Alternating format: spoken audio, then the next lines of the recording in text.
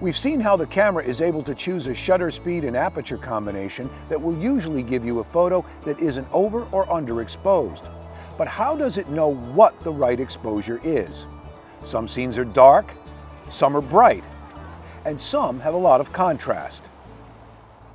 Metering mode is what determines how the camera measures the light it sees in the scene that you're aiming it at, and then how it uses that information to determine the best exposure settings.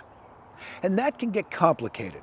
For example, suppose in this situation, we've set the camera on aperture priority exposure mode and chosen f4 as the aperture we want to use.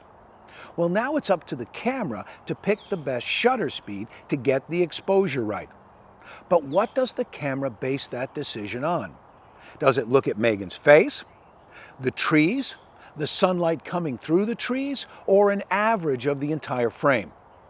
The camera certainly doesn't know what the subject of the picture is.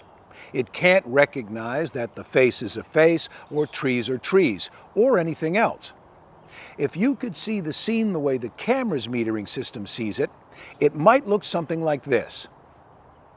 That's why it's up to you to choose the right metering mode in order to help the camera figure it out. Most SLRs offer several metering modes to choose from, and each evaluates the scene in a different way.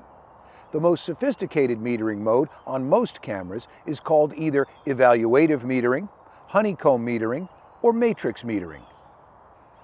This mode divides the entire frame into a series of zones, and while the exposure is based on all the zones combined, the area of the frame where the camera is focused is given highest priority. And that makes a lot of sense to me. If I focus the camera on a particular part of the frame, then it's a pretty safe bet for the camera to assume that's also the part of the frame that ought to be properly exposed.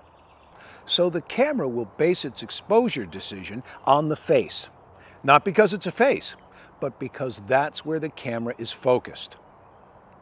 Other metering mode choices on most cameras include center-weighted and spot metering. Center-weighted metering measures the entire image, but when computing the proper exposure, the camera gives extra priority to the center of the image. This mode can be a good choice anytime the main subject occupies most of the center part of the frame. Spot or partial metering measures an even smaller area at the very center of the frame, covering 5 to 9%, and disregards the rest. Spot metering can be a good choice for those occasions when your main subject is centered in the frame and situated in front of a background that is either a lot brighter or darker. So the best setting to trust for most situations is evaluative.